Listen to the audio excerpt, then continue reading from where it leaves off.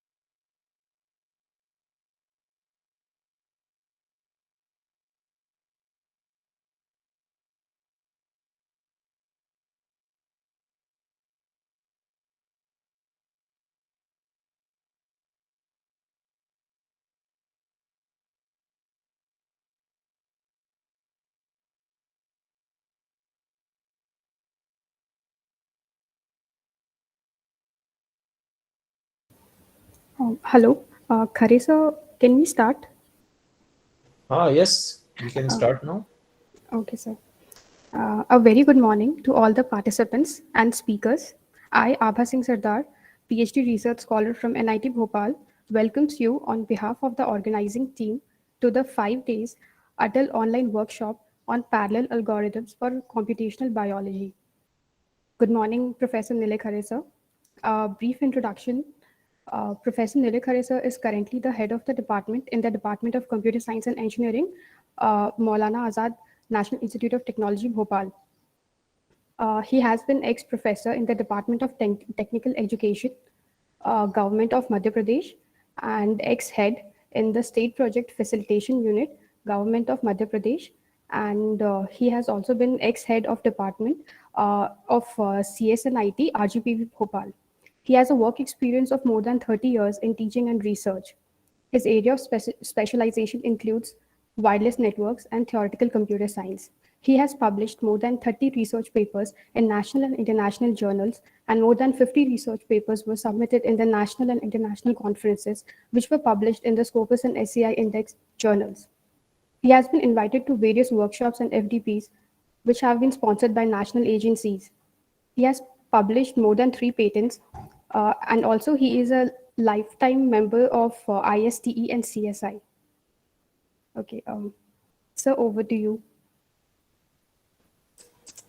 Okay, good morning, friends. So my voice is there. Yes, sir. Good Yes, sir. morning, sir. And what about camera? Yes. Yes. Okay, thank you. So as I can see that the number of participants are less, and there is a mix participants. I am saying looking that one or two participants are from life sciences also. So shall I know that how many are from life sciences? One Neeraj Swami, am I right? Yes, sir.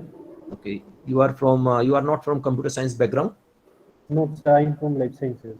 Okay, good. So because of that, I will try to restrict my discussion because it's a first class introductory class. So that right from the scratch, right from the beginning, so persons like life sciences people should get something from the discussion, and for the computer science people they should not get bored. So it should be I will try to make a balance, but because it's a first lecture, so I will try to use some basic fundamentals of this particular topic of this 5-day training program, short-term training program. So just wait, let me share my screen.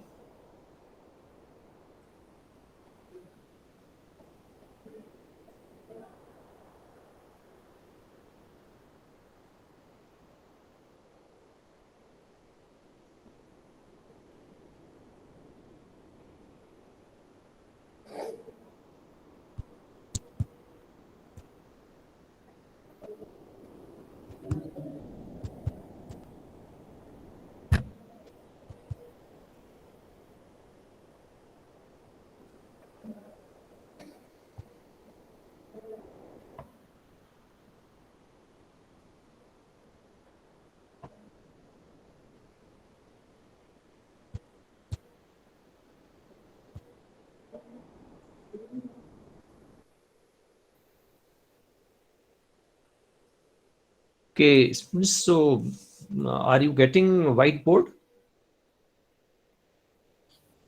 Yes, sir. Yes, sir. We are getting. Okay, good. So the topic is parallel algorithms.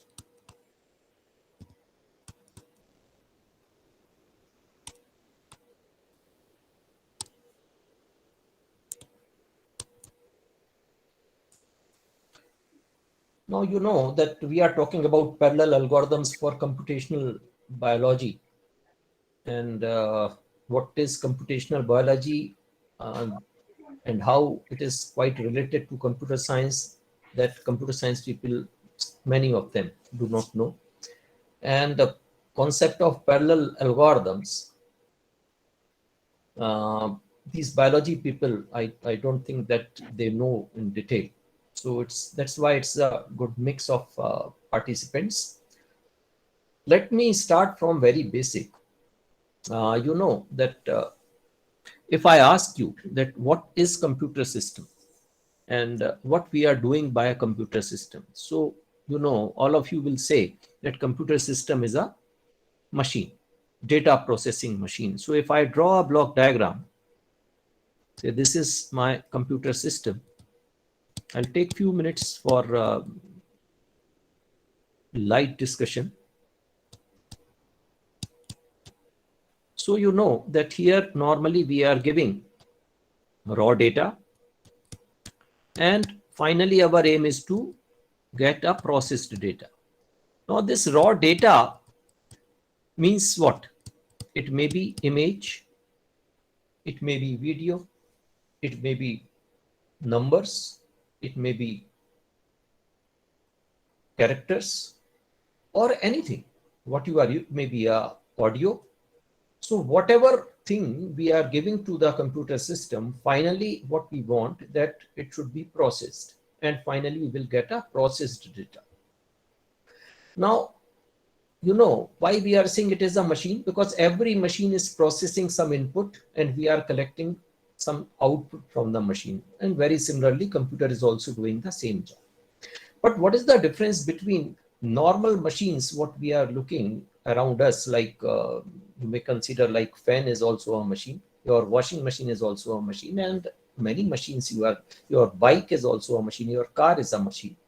Everywhere we are giving some input, we are collecting output. We are giving input of petrol and our some movement of gear, clutch and brake, etc., accelerator, etc., and then output will be the movement of your bike or car. So everything will be, some input will be there in the machine and we are collecting some output. But what is the difference if you compare it with these machines with the computer system? Computer system is a programmable machine. So if I can say that we are giving data and we are collecting processed data, this is not sufficient for computer system. Along with this, we are also giving very important thing, and that is called program. So only data, if we give to the computer system and we assume that computer system will process the data and we will get the required output, this will never happen. Along with the data, we are also giving a program. Now this program may be inbuilt program in the form of some inbuilt application programs, like you are listening music from your laptop or your desktop. We are giving input some MP3 file, and an output will be the sound that you can get from either speakers or earphones or whatever device you are using. So you know that input is there, output is there, but there must be some media player. That is a program. That may be an application program which is inbuilt in the computer system, and this application program supposed to process the input, and then you are getting the correct output. So everywhere, whenever we are giving some input and we are collecting output from the computer system, this is only possible because we are giving some program also. Now this program, as I have told you, may be already there or you have to write. Now mostly what is happening, because for some standard work, these programs are there.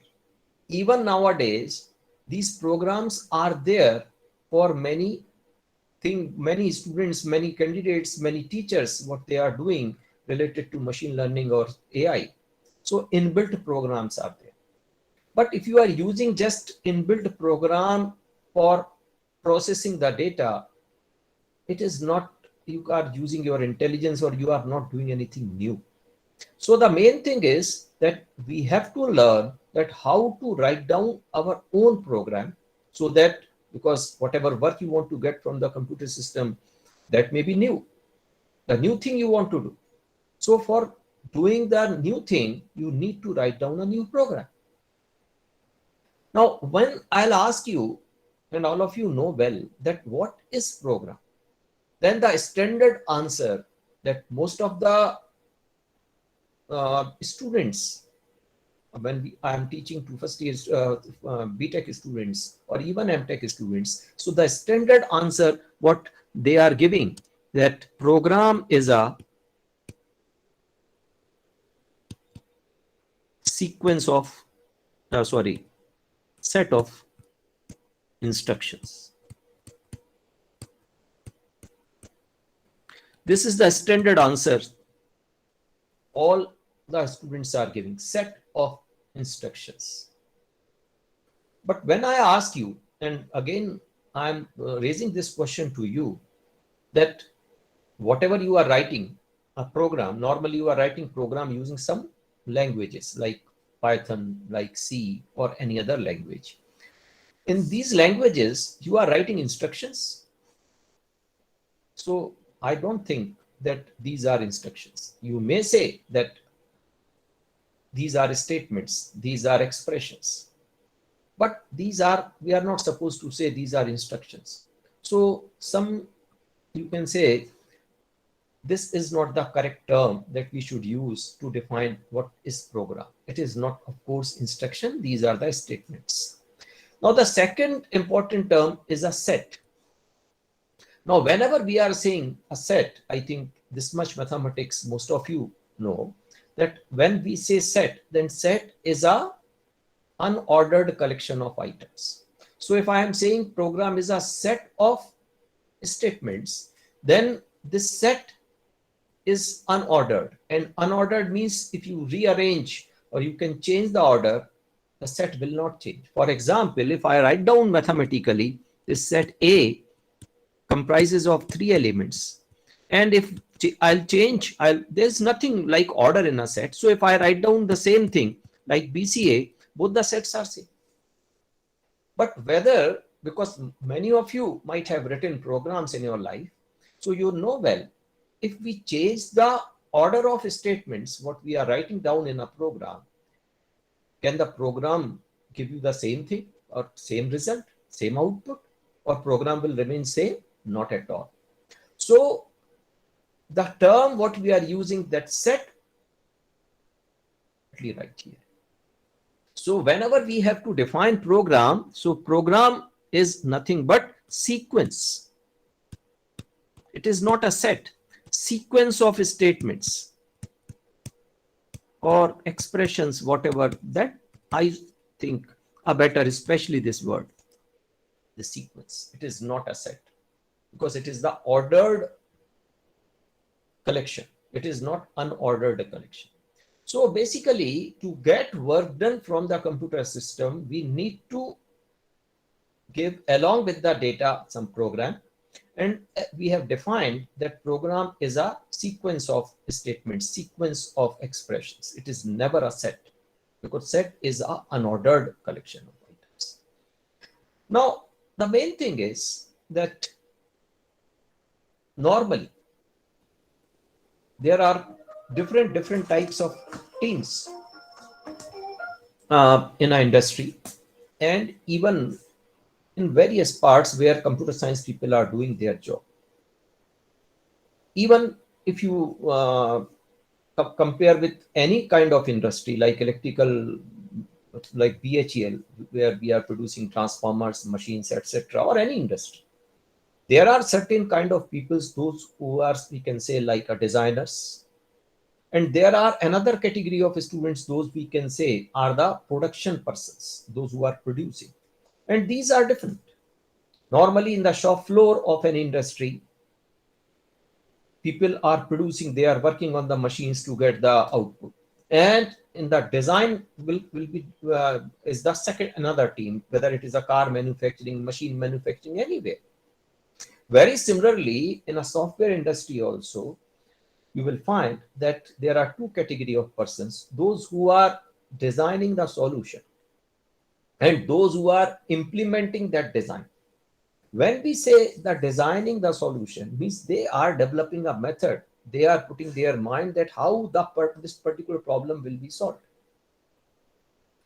And this design, normally when they are designing, in most of the cases, not always, but in many cases, at the time of design, we never know that when we implement this thing, then actually how we will implement practically means what kind of language we will use, what kind of architecture will be there, what kind of operating system will be there. And many times we never know. Sometimes we should know about these details also. So it is a mix.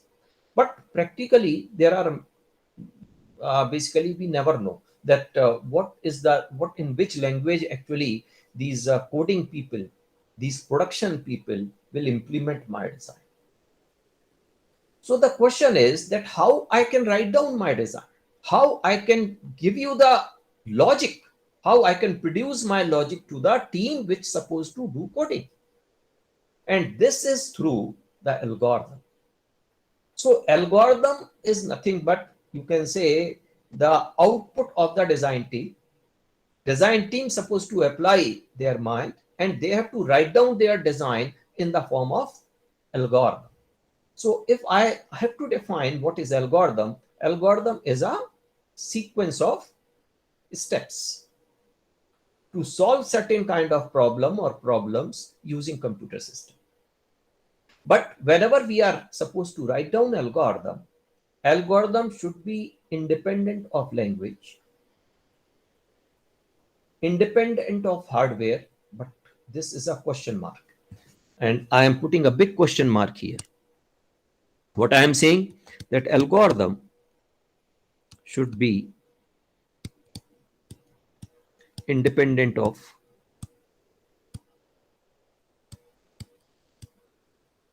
programming language.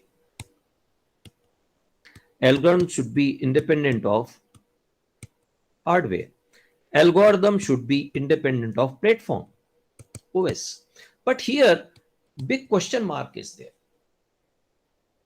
Why I am talking about big question mark? Because 90% design people, or even when you are designing something, if I want give you some problem and I ask you write down program for it, but before straight away writing a program, you are thinking, and the best way that you should write down your method in the form of algorithm. Algorithm means algorithm may be in English. You are writing, I will do this thing, then this thing, and then this thing. This is my step number 1, then step number 2, then it may be in natural language. Or it may be in some language that you can call as a pseudo language. It is not, of course, natural language like English or Hindi or any other. And even it is not any computer language like C or Python or any other. So it may be some intermediate kind of thing. And this intermediate kind of language that, not, so let us use term pseudo language, is basically popular thing, and we are supposed to write down algorithm in this pseudo language. Why I am saying this thing? Because finally, whatever you are writing down that we are saying algorithm, that we are submitting to some other team, that is a production team, that is a coding team. And whatever you are writing down, that algorithm will be finally converted into program, because ultimately to computer you have to give program along with the data, not the algorithm, because you have to write down program in a particular language. I'll discuss why I'm talking about this thing. So that's why the team that's supposed to convert algorithm into a program, it should not be difficult for them that how I can convert algorithm. If algorithm is in pure natural language like English, Hindi, then it will be very, very difficult to map your English sentences or convert these English sentences into a C program or to Python program or any other language program. But if I write down directly my algorithm in C, then I will use the inbuilt facilities which are there in C. There are many. This is language dependent facilities that I'll also use, because I'm writing my algorithm in C. But what will happen, say, if the implementation team, coding team will decide that Python will be a better language for that because of n number of reasons, then because I have used some specific facilities as an algorithm designer, I have used some specific features of C, then again it will be difficult for them to convert this algorithm, which is written in C, into Python. So that is the reason that in practically when I talk about algorithms are mostly written in some pseudo language. And in this pseudo language, what we are doing, the common features which are there in almost all the languages, like you can declare variables, like you can declare array is there, like you can use some arithmetic expressions, you can, some standard inbuilt data structures are there that is there in most of the languages. Such type of thing we should use, which is common in almost all the languages, which is not specific to particular language. And using this pseudo language, we will write down our algorithm. So whether this algorithm finally converted into C program, or it will be converted into Pascal, or it can be converted into Java, or it is there in Python, or whatever any other language, that will not be difficult for the coding team. So that's why we are supposed to write down algorithm in pseudo language. I'll discuss this thing. Another thing is that whenever we are writing down algorithm, so the important thing that we have to observe that, of course, we have to do validation.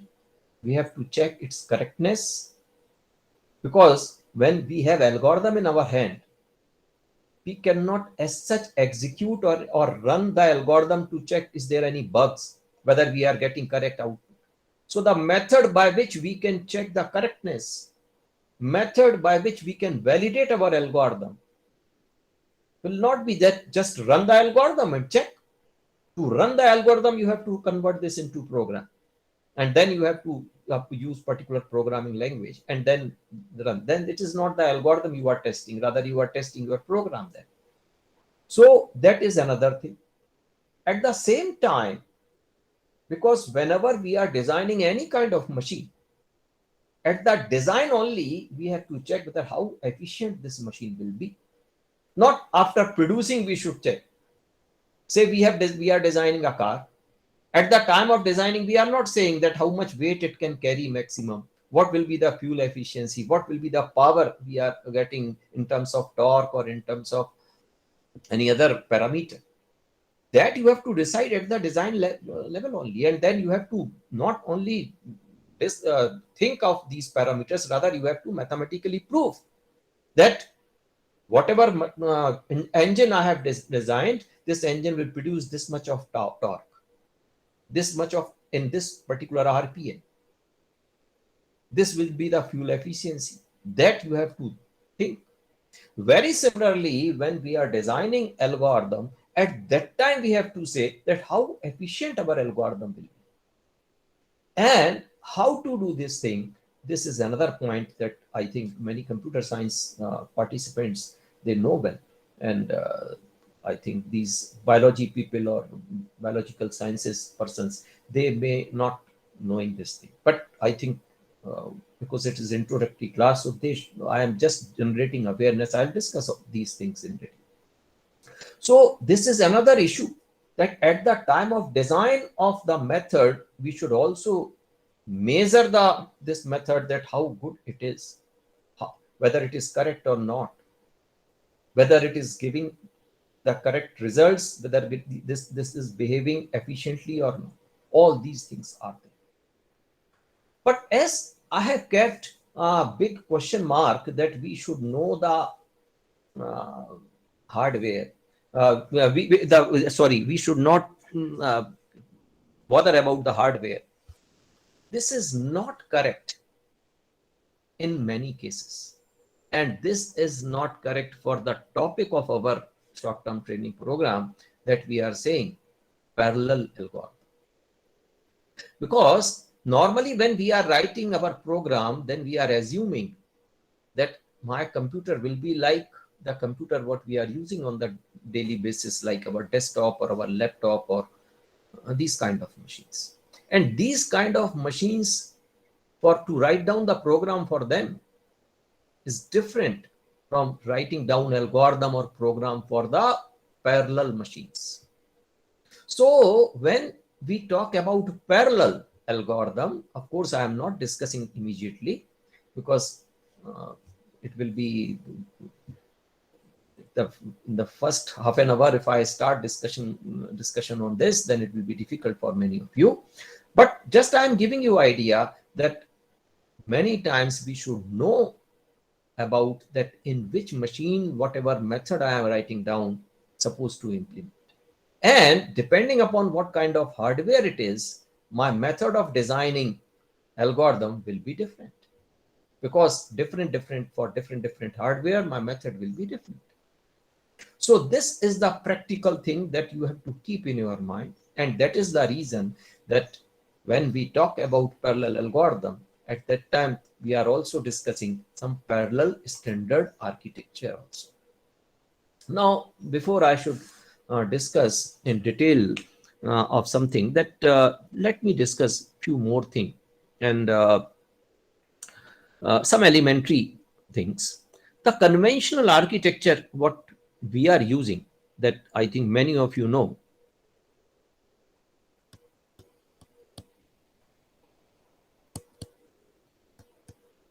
Conventional computer system I am talking. This is also called von Neumann architecture. What components we are assuming in the computer? Important component. There are many, because all of you have seen computer. So there will be. Dr. Khare, may I interrupt you? Yes, please. Yeah, can you summarize the three question mark you explained, independent of language and hardware OS? What will be the yes or no answer? Repeat your question, please. Just you written algorithm should be independent of language or hardware or operating system. You explained in detail, but I want the answer in just summarize your discussion whether it should be yes or no. What I am saying, okay, so I think I'm not able to give you the correct. I have touched these points, but I think may not be in the correct manner. So that's why this question arises. What I want to say by this, that when you are writing algorithms, I'm not talking about parallel algorithms, I'm talking about algorithm.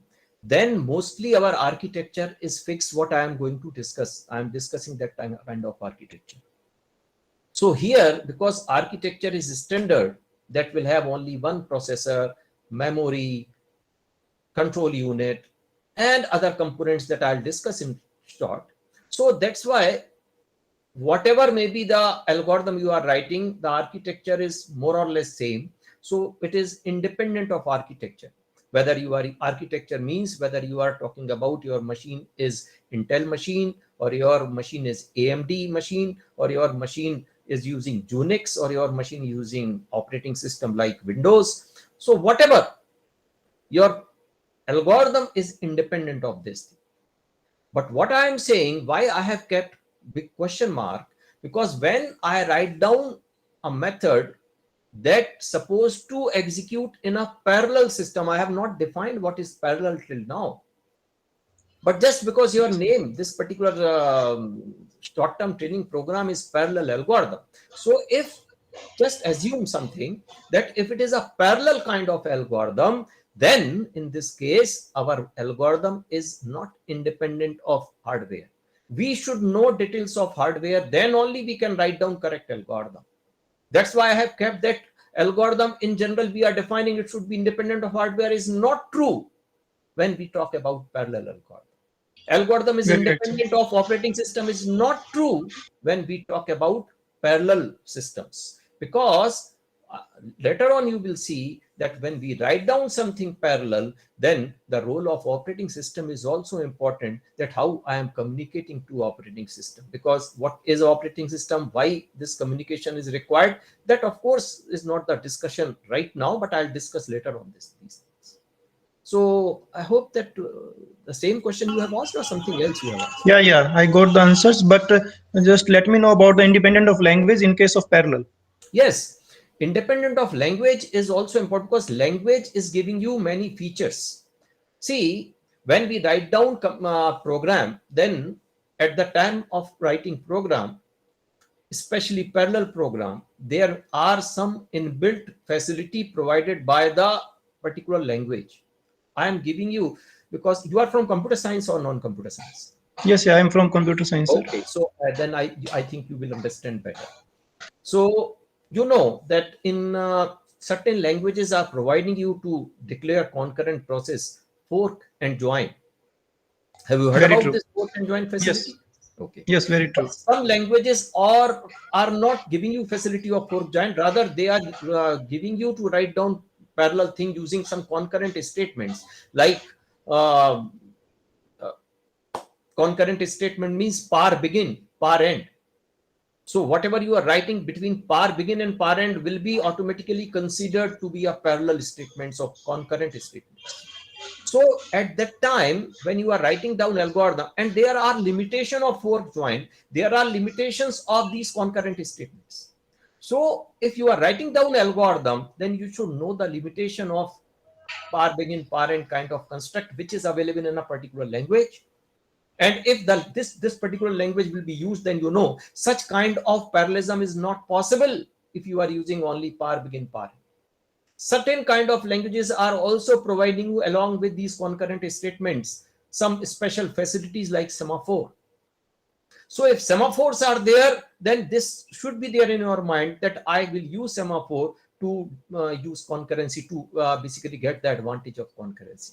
So that's why the language is also, I have kept question mark when you are writing parallel program or parallel algorithm. Hardware also should be known to you, and because ultimately we have to deal with the OS, so some details of OS will also be required many times.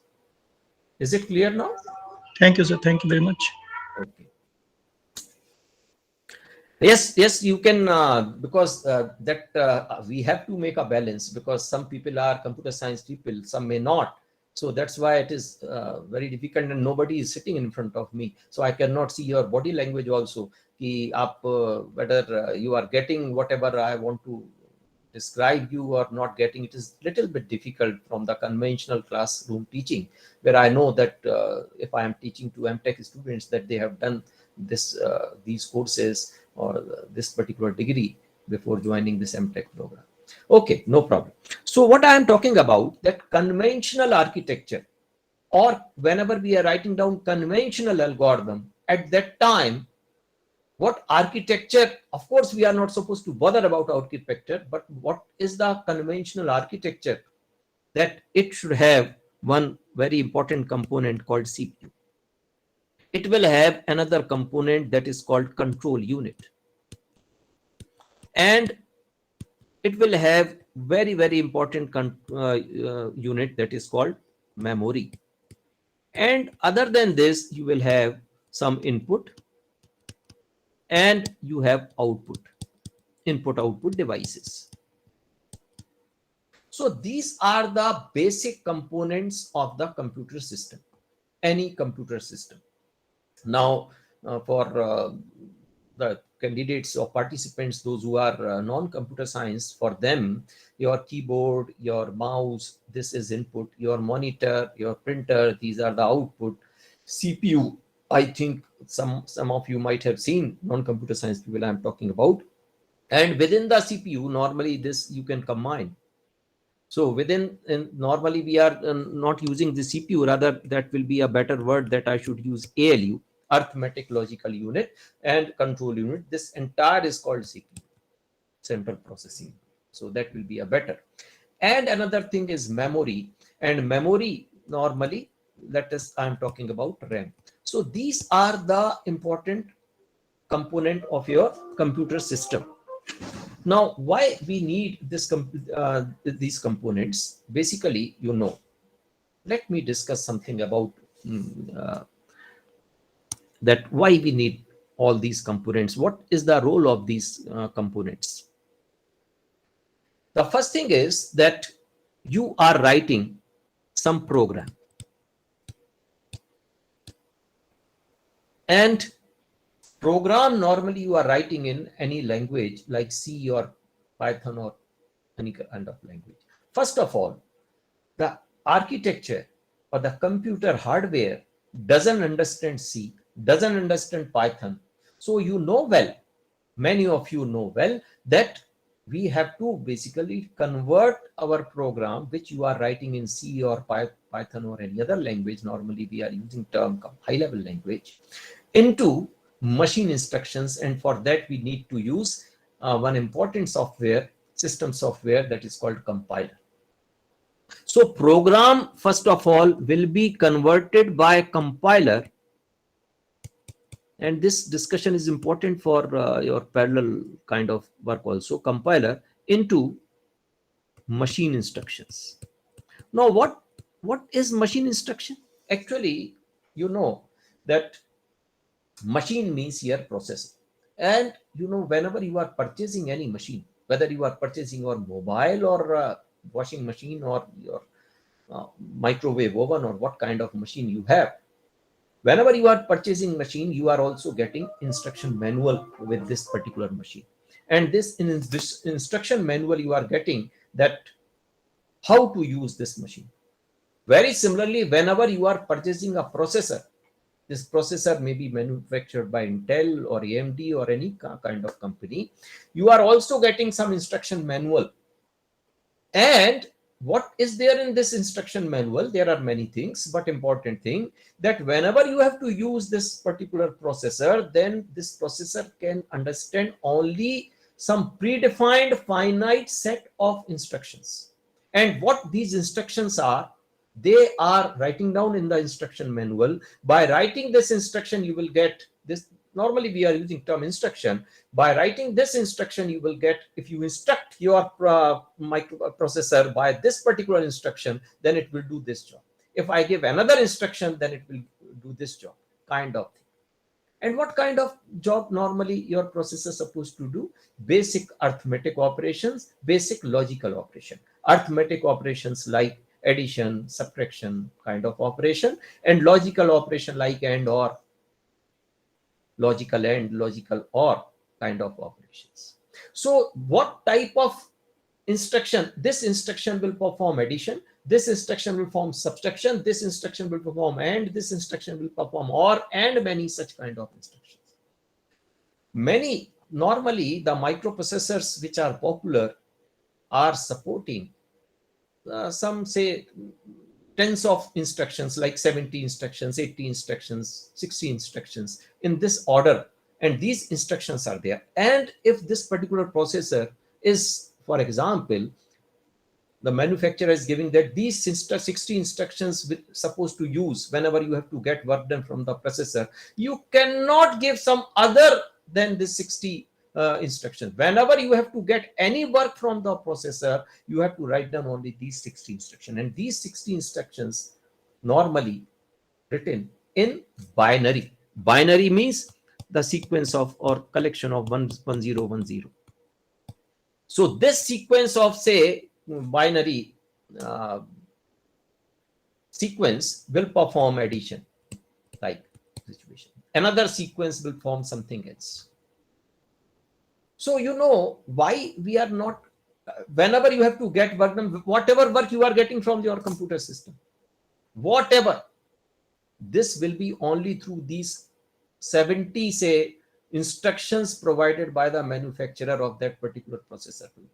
You cannot write down anything. You cannot get any work other than these 70 instructions. Now it is, you know, it is very, very difficult to remember, and it is very difficult to use these instructions as it is to get work done from the processor. And that is the need. That is the reason that normally we are writing down our work done, what we have to get from the computer system in high level language. And we are using some intermediate software that is called compiler that's supposed to translate this into machine instruction. And finally, these machine instructions are executed in the processor. I'm not going in detail. So actually, when we say program, so finally program will be sequence of instructions. So the definition, what I have said, program is a sequence of statements, will be finally translated into program as a sequence of these machine instructions. And these machine instructions you have to use. So what is happening actually? Say you have developed, let me write down here, you have developed algorithm. Algorithm will be very cleverly converted into program using using some high level language, normally high level. I am not saying always high level language. So you have to convert, and this algorithm will be designed by the design team normally in industry, and program will be generated by the coding team. So using certain high level language. Now this program will be given to a unit called compiler, and then compiler will give you another program that we can say program in machine language. So you are getting program in machine language, and this machine language program is nothing but it is basically full of sequence of instructions. So these are the instructions. This is instruction number 1, this is instruction number 2, 3, 4, 5, and you may have thousands of instructions.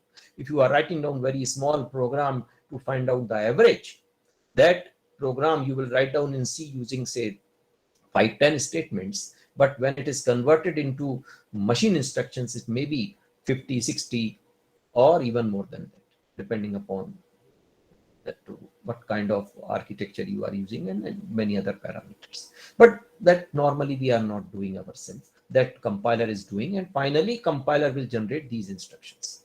Now these instructions one by one will be executed in what?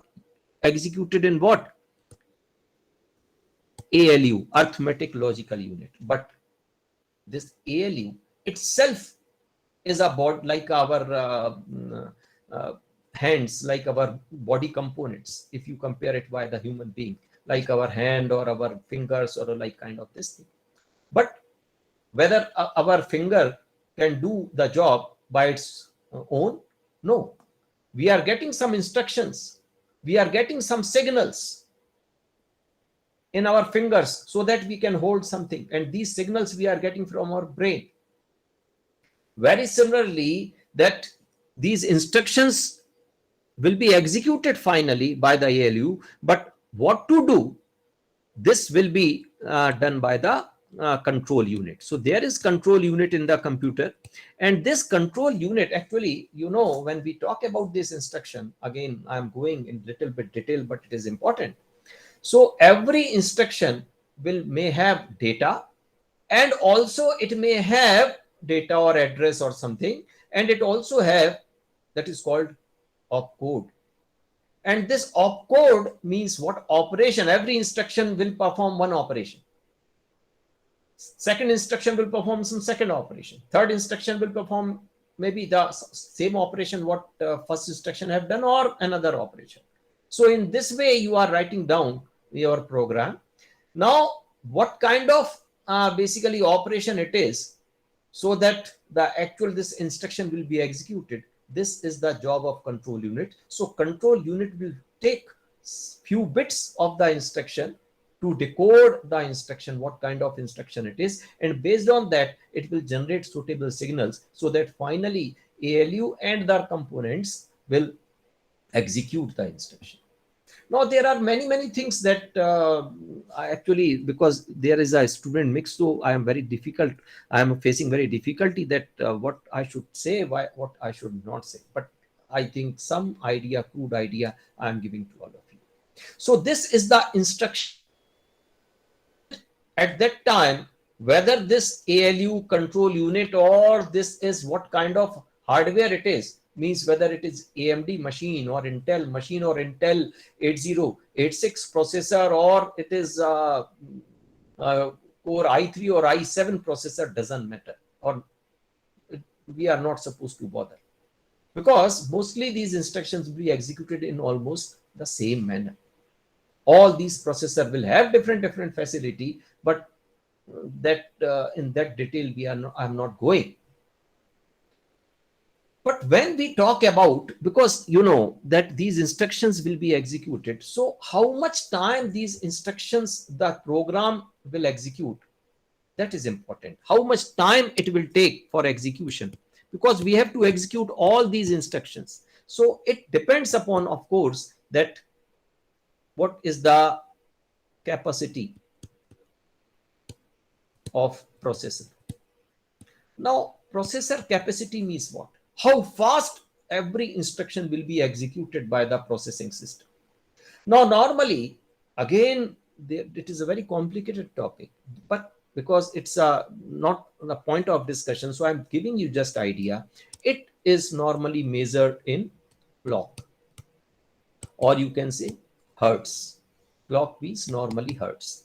So the processor clock, that how much, because in one clock, this particular processor will perform one very, I am not supposed to say one operation, rather one subsequence of operation, that is called, you can call them it micro operation. So in one basically clock, it's supposed to perform one micro operation. And many micro operation, when we will execute, then it will perform one operation. For example, if you have to do addition of two quantities, so this addition cannot be done in one clock. Rather, to do addition, you need to basically do so many things within the computer. What these so many things are there, that I'll discuss afterwards, but so many things. So basically the clock is a measure. Now what I am saying, clock means what? Whenever you will purchase any processor, I think even these biology people, all of you have purchased your mobile, and when you are purchasing your mobile, so you are talking about which processor I am using. What is the gigahertz of the processor? So these gigahertz, hertz means the basic unit, and giga or mega or these things will be the multiplication factor, 10 to the power 6, 10 to the power 9, how many hertz you are talking about. This is the basically clock. So if there are, say, your processor is fast, so your clock speed or clock per second should be more, and that is measured by the hertz. Means more number of clocks per second, more number of clicks will be there per second. If more clicks means more micro operations you are performing per second. More micro operations means more operations you will perform per second, and finally will get your job fast. So this clock is very important. But what is happening? What is happening? What is happened rather? If you see, if I draw, this is my, in y-axis I am talking about clock, and here I am talking about the time period. Now time period means what? Say this is 1990, this is 95, this is 2000, this is 2005. I am talking about 1990 sun, 1995 sun, 2000 sun, kind of thing, 2005, 2010, 2015, 2020, or abhi aage tak. So what you will see, that these manufacturers, when they are producing, their clock is this.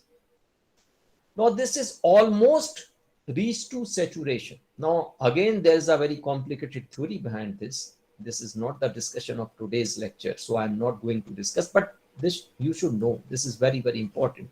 Now if you see that 5 years back, whatever processor we are getting, these are of almost 3 gigahertz. And today, after 5 years, you are getting processor, they may be 3.2 gigahertz or 3.5 gigahertz or in this order. But if you talk about, say, what processor was available in 1995, and then what processor we are getting in 2000, there are speed up of, you can say, the clock 1000 times more or 500 times more. But now we are not getting, because we have reached to a saturation. What I mean to say by this, that now it is not possible that to speed up the entire system, to get a better fast machine, our clock we will increase. We can design our hardware like that, clock will never increase now. It is almost reached to saturation. So what it says, that we will not get now faster processing. But our demands are continuously increasing. Why demands are continuously increasing? Because now we are so much dependent on the computer system for everything of our life. Everything of our life, like banking, like reservations on the railway or air ticket reservation, like marketing or purchasing something from online platforms like Flipkart or Amazon or many other. So, you know, our life is fully depending upon all these things. And our requirement that not only we are getting images in whatever product, many images. Now we will get some three-dimensional view also of many components what we are going to purchase. Now, what is happening by this? That your whatever bulky system it will be, we have to do more and more processing, and it is real time. Say you want to do something in a Flipkart and you are not getting some results from that, then you will forget about this site. You will go to Amazon. So not only our requirement is continuously increasing everywhere. Satellites are pumping bulk of data for weather forecasting and for many other things, for defense system. We are developing a system where lots of IoT sensors will be there in our life. In our car, we have more than 70 sensors. But 15, 20 years back, we never have any kind of sensors in the car. Our cars are connected cars. So bulk of data these cars are generating. And these data will be processed somewhere. So the question is what I am saying, that everywhere, whether it is medical field, that doctors are sitting in remote places, they have to take decisions based on the images, based on the data, what they are getting from sensors, from many things. We are, as a end user, we are going to marketing side, we are generating a huge amount of data. Bank system is generating huge amount of data. So everywhere data will be there, huge amount of data will be there. And this data is useless until unless we will not process the data. But as you can see here, that our computer or our important component that is called processor has been reached to saturation in early 2000, or you can say 2005, 2007, 2000, nearly on these years. And now we are not getting from last 10 years increase in the clock. That is not possible because of VLSI technology, and for that there is another theory that we are not supposed to discuss. So what we should do, whether we will stop our generation of data, but it is increasing exponentially day by day. So what is the only solution is that to increase the performance, we should use parallel computation.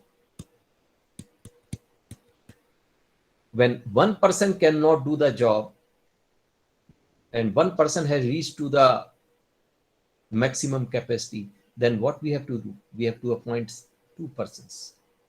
We have to appoint 10 persons. We have to appoint 100 persons.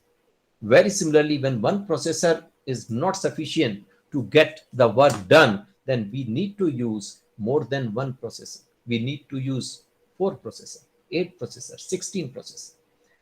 So now this is basically very, you can say, complex type of situation we are talking about.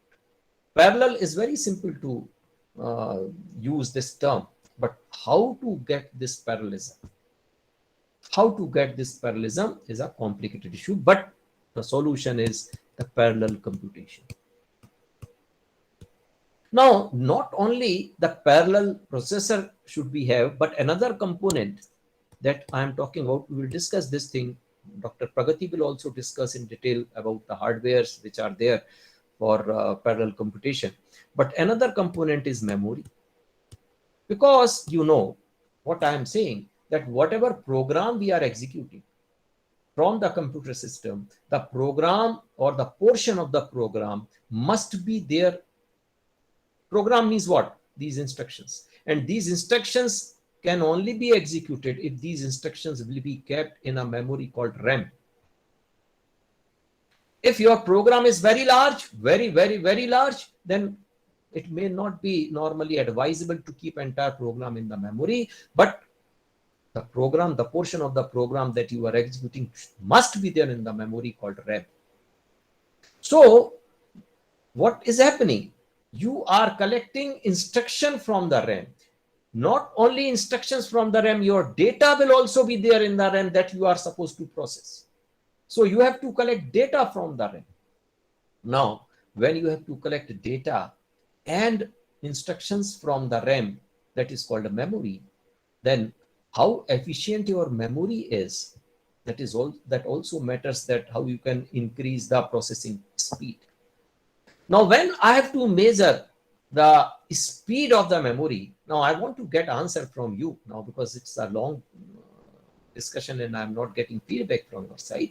So can you tell me, any of you, how you can measure the goodness of memory, speed of the memory? Any of you, please? Just I want response from your side, participants. Any of you?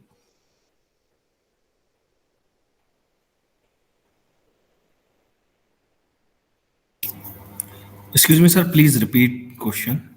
I want to ask you that good processing system means you should have larger clock.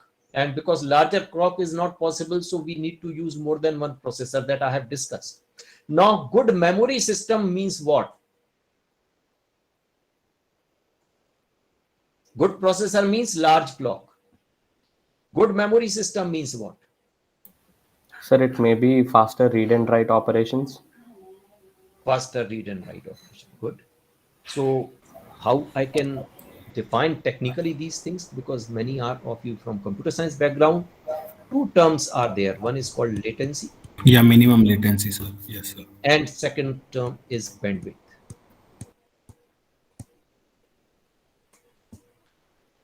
Now, what is latency? Yes, again, I am giving you chance, participants. Latency means, sir, unexpected delay. Means we want operation on time, but somehow due to some unexpected reason, response is getting delayed. That is called So latency. let me correct, dear. It is not unexpected, it is expected only. It is there. It is not like we are not expecting, it is there. Yes. We know. Now, let me, do you know what is the meaning of latency? So let me give you one very simple example of latency and bandwidth. I think all of you have used pipes, these plastic pipes, PVC pipes, to get water from a tap. Now you are putting one side of the plastic tube or pipe into the tap, and it may be very lengthy pipe, and you are another side is there in your garden. And if you open the tap, then whether you will get immediately water from the other side? No. It will take some time. It may be, there will be some delay. Then the water will come from that pipe, from other end of the pipe. This time gap is nothing but latency.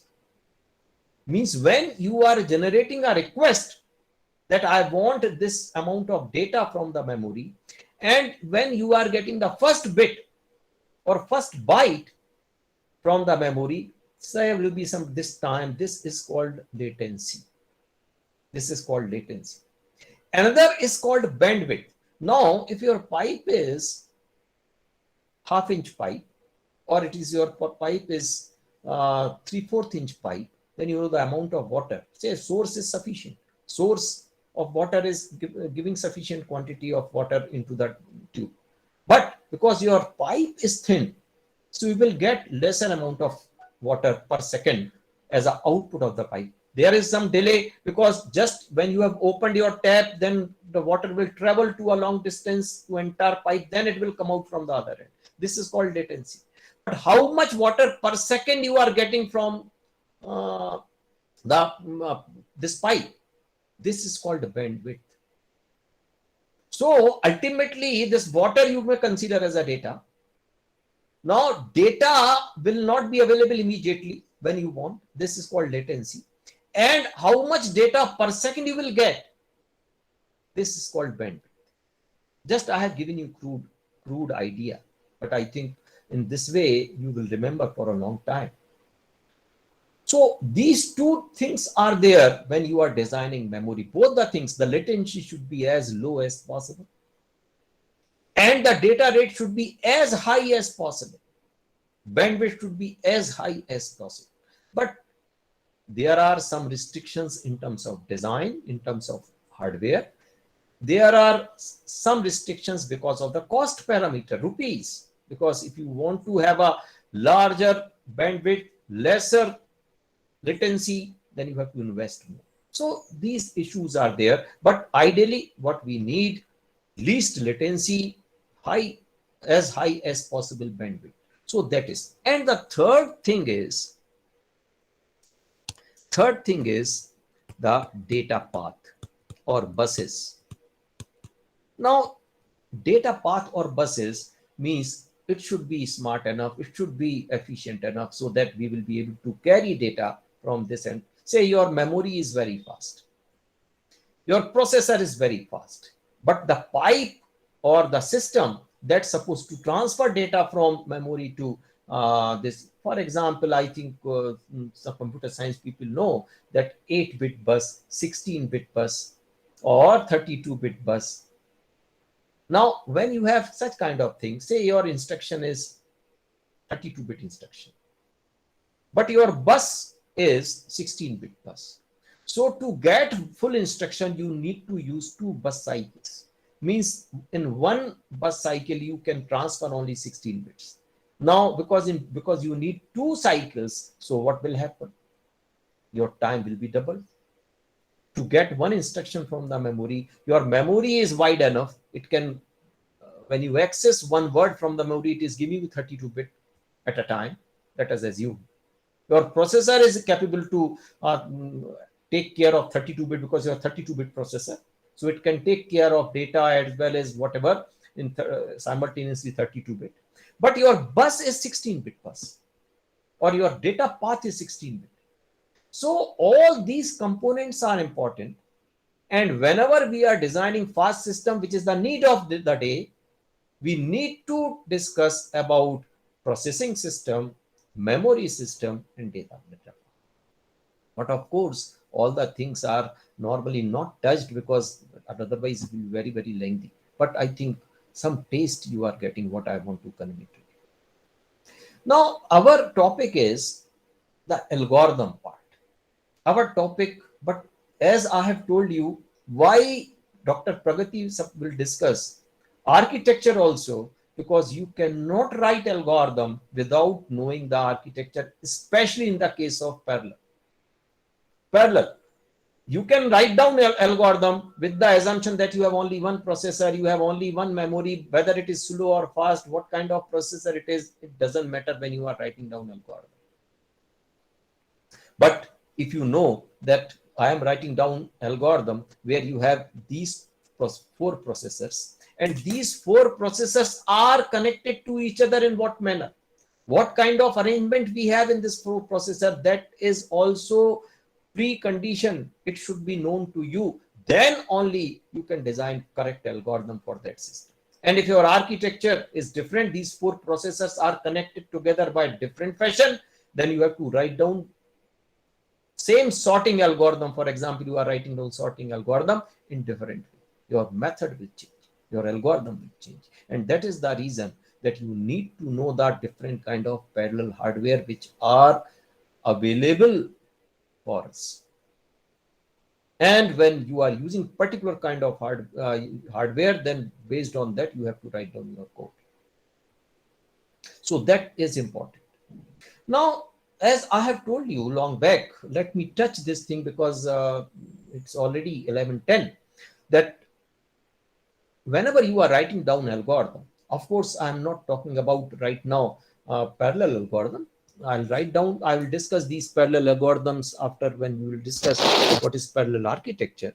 But for conventional algorithm, you know, algorithms are whatever you are writing down in pseudo language.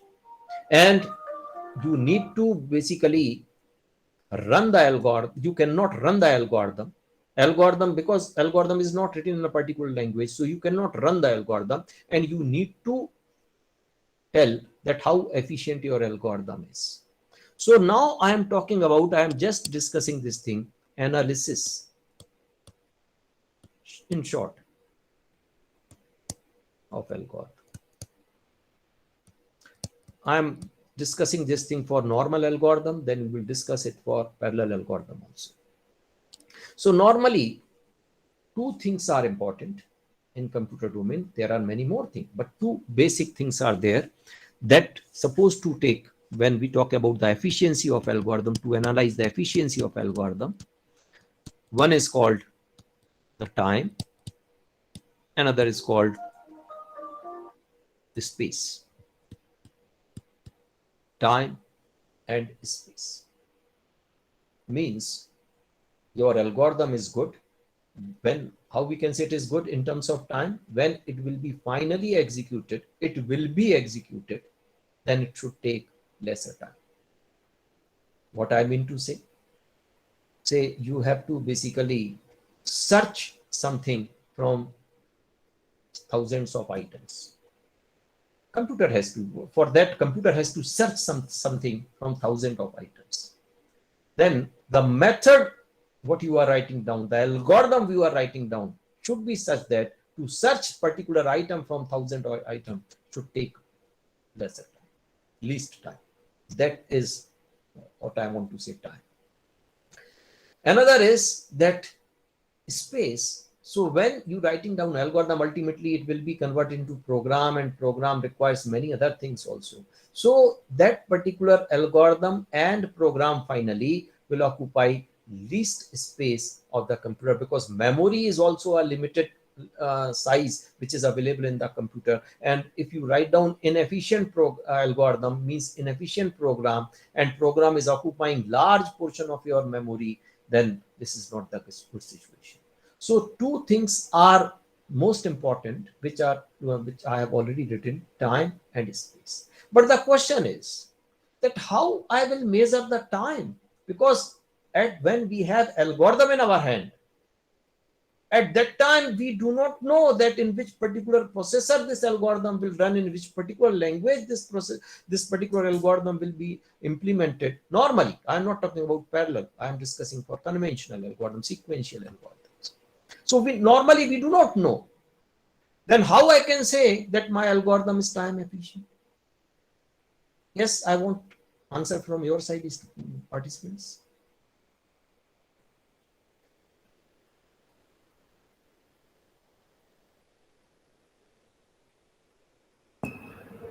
Yes, please give response. Sir, execution time. Execution time, when you will execute, then only you will get execution time. Algorithm cannot be executed. Algorithm is just abstract. These are the steps you might have written in your algorithm in English. A number of comparisons, sir.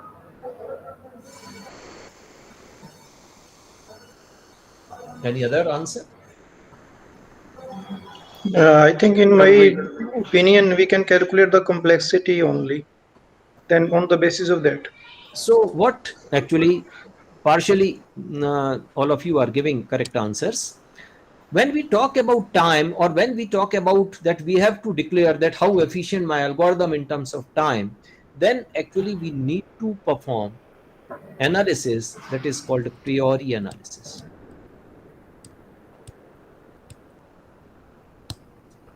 And in priori analysis, what we are doing, we are never giving the time taken by the algorithm, because time in time unit can only be measured when actually the program will be executed in the hardware. So it depends upon the hardware also, it depends upon many more things. But when we talk about basically, just a minute. When we talk about algorithm itself, then you do not know the hardware. So we have to perform priori analysis. And in priori analysis, how we are defining that what kind of efficient, what my algorithm is efficient in terms of time, by actually this particular thing. Here I am taking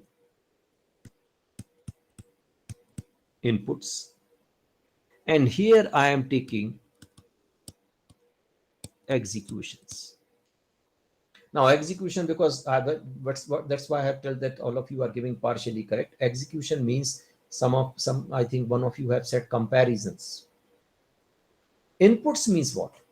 See, inputs means, say if you want to search a particular item from the list of items that contains 100 items, or you are going to search an item where the list contains 1,000 items, or you are searching something from the list that will have 10,000 items, then normally the time, in most of the cases, the actual time will also depend upon that what is the size of list. If I want to find out in my classroom that who is Amit,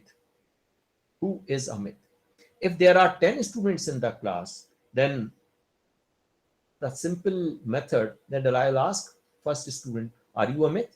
Then I ask second student who is sitting in front of me, your name is Amit? And in this way, maximum I have to ask 10 questions.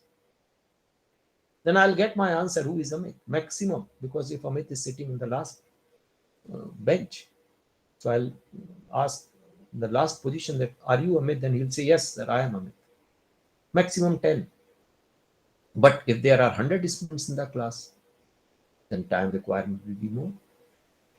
So whatever method you will develop, whatever algorithm you will develop, the mostly 99%, I'm not saying 100%, 99%, the time required is depending upon the quantity of number of inputs. These are inputs. That input means the list is given to you, and here you want to search a particular item. So this number of inputs is very, very important thing. So here what I have written, inputs means number of inputs only. Now, if I will plot the graph, and what I'll do, if my graph is doing this way, this is my algorithm number one method I have developed to solve a particular problem, where what I have seen, if I increase number of inputs, then the number of executions, number of comparisons, as some of you have said, will increase, will grow like this. But there is another algorithm where this growth is like this. This is algorithm number 2. Now here, whenever we are supposed to discuss the time requirement of the algorithm, we are not talking about time. Rather, we are giving the time efficiency of algorithm in terms of this growth. And growth means growth rate. And growth rate means by increasing number of inputs, how fast your number of executions are growing. Algorithm or the method where by increasing number of inputs, your growth is very sharp, considered to be worse algorithm, not a good algorithm. But algorithm where this growth is gradual, slow, will be considered as a good algorithm.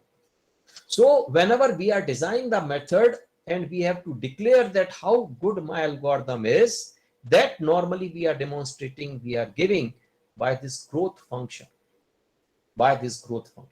And how we are representing this growth function, for that, some of you have used term that is called that we have to define this growth using some mathematical measures, and this mathematical measures finally define the complexity of algorithm. So complexity is nothing but actually it is giving that by increasing number of input, how number of executions are growing, that kind of thing. Now, very similarly, when we talk about parallel algorithm, we need to define certain parameters. That how my parallel algorithm is good. I'll come to that particular point later on. But let us discuss something about sequential algorithm only first.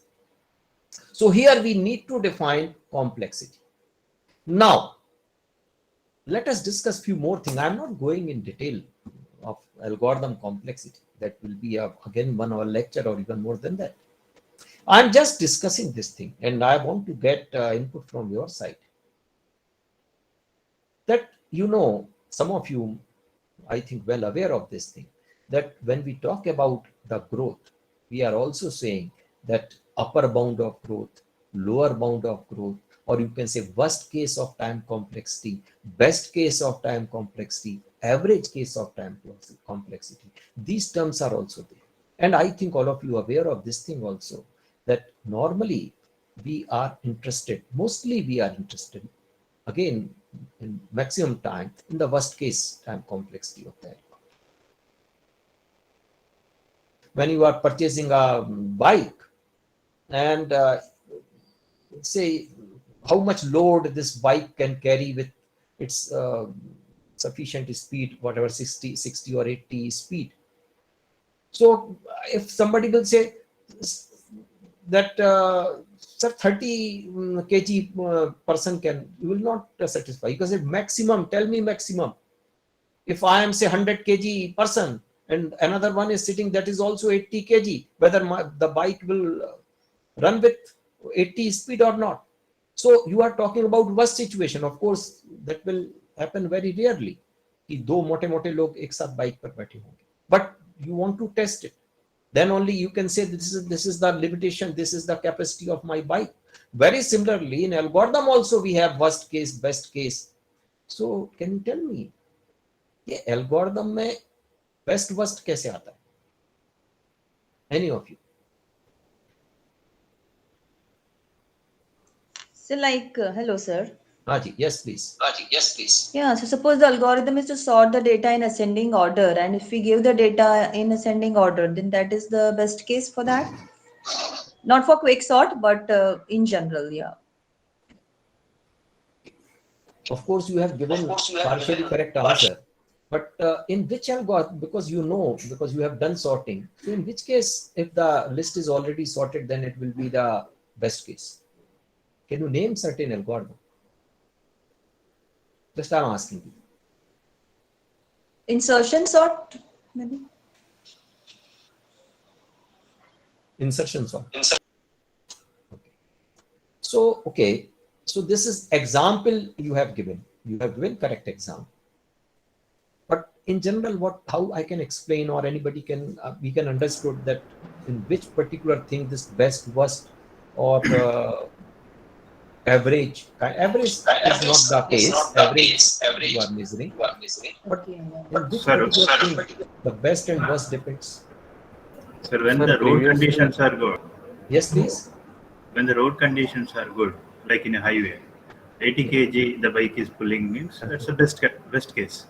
And if the Sir. road conditions are worst, even then it is capable But of pulling 80 whenever kg. you are giving sir example, then we have to correlate with our computer system also. Yes, Sir, Our can I say, Sir, sir? previously- We have nothing Yeah. like road.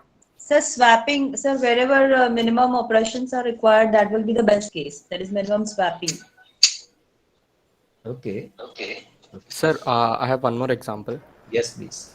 Sir, previously you have taken an example of searching an element. I think like Okay. you have 10 people, and Yes. you have said that complexity, like how to calculate complexity for that discussion. You have mentioned that example. So you have said that there is a person sitting in the 10th. He's the 10th person, and I want him. So, for example, if we consider an example of searching, if the person is sitting at last, and if we want that person to select, so that will be the worst complexity, worst case. So, if the person is sitting at the first, like we have started, we want Ramesh, and Where I have he's started sitting my at asking front. questions. Okay. Yeah. You So are that very would right. be the best complexity. Average You are very complexity right. is when So, he's very sitting good. somewhere in between. Very good. So Thank you, sir. two things that I think all of you have given correct answers, which we should think in our mind. That first of all, the worst best case doesn't depending upon number of inputs. What you have said that the example you have given 10th person or first person kind of example. Worst case and best case is not depending upon how many, because if 100 students are there or 10 students are there, of course, any method will take more time if there are more number of students and I have to find out who is them. So that is not the best for the same number of inputs. Sometimes algorithm will give you less number of comparison, what one lady has said. And sometimes algorithm will we have to do more number of comparisons or more number of executions. The reason what all of you have said, I'm just using my words, all of you have said correctly, is the arrangement of input. How inputs are arranged, and input is not in our hand. Our hand, whatever there in our hand is the algorithm, the method. But our method should be such that whatever the way the inputs will come, in which particular order, in which particular way the inputs are arranged, my algorithm or my method should not take more than this time. And if you are designing the algorithm cleverly such a way that whatever may be the arrangement, my algorithm will not go above this particular thing or not go beyond this particular threshold. This is called worst case. Worst case means the worst possible arrangement. You will get the same question, the same example what one of you have given, that if I have to search a particular student and this student is sitting in the last position, then I have to basically, this is the worst case. But if student is sitting on the first bench, then I have to ask only one question. This is the best case. Now, whether there are 100 students or there are 10 students, whatever may be the case, last student, if I have to search, I'll take more time. So for the same number of students, same in my class, 100 students are there. What is the best time this algorithm, because I am asking one by one. पहले वाले से पूछा, are you Amit? Second one, your name is Amit. Third one, you are Amit. Kind of questions I am asking one by one. So what I am saying, the best time my method will take will be only one question, one comparison, order of 1. And the worst will be order of n, because n means, say 100 students are there, so n means 100 here, so order of 100. So this is the best and worst. I think all of you know this particular thing. So whenever we are defining the time behavior of the algorithm, first the time complexity of the algorithm, time complexity is not the time, rather it is the time behavior. And time behavior means that how fast your algorithm will grow in terms of execution if I increase number of inputs. One thing. Second thing is, in that also growth, we need to find out growth that is when the inputs are worstly arranged. Then this is called worst case time complexity. See, the algorithm what I have discussed, that to find out a particular student is nothing but a linear search. Computer science students can always say it is a linear search. If I have a list of, say, 100 elements and I have to find out a particular element, so I will compare my element that I am supposed to search from the first element, then from second, then third, then fourth, then one by one, every. So the best case time will be order of 1. Worst case time will be order of n, where n is the last, n means total number of elements in the list. So you know this. So growth means what?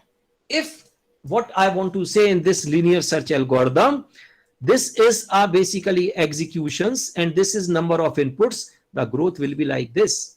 Linear growth. If there are 50 students, then I have to ask 50 questions. 50 execution will be there in the worst case. If there are 100 students, then I have to do 100 executions. But this is in worst case. In best case, what will happen? Best case will be only always 1. Whatever may be the number of students, the execution will be one execution only. Because whether there are 1,000 students, but if the best case will be the person or the list, the first element in which I am interested for, the first student in which I am interested for. So whatever may be the size of input, the best case will be constant, but the worst case growth is linear growth. So that is the thing, that we are interested in a growth. And second thing, the worst growth, not in the best growth. Because here, to find out, to perform linear search, best growth will be constant. There is nothing, no growth as such, constant. But in worst case, it is growing linearly. Very similarly, when we write down a parallel algorithm, of course, whatever I have discussed right now will be applicable. but there are many more things which will be applicable. So that we will discuss afterwards. So I think my time is up, and in another session, so this is just an introduction class.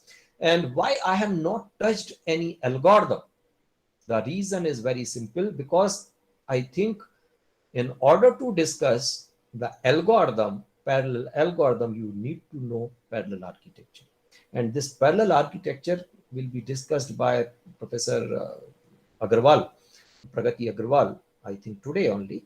So tomorrow I'll try to discuss few parallel algorithms, and then we will measure the goodness of these parallel algorithms by certain performance measures. Okay, so thank you, students. Thank Yes, you, sir. Pragati. Thank you, sir. Thank you, sir. Thank you, sir, Okay. for the valuable. So shall I leave, Session. Pragati? Because I'm getting calls from Sure. director office. Sure, sir. Thank you so much.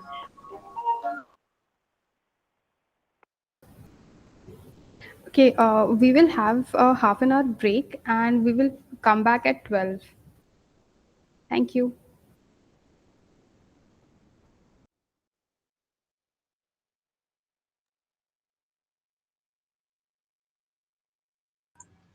Ma'am, this meeting will keep on going or it will be ended?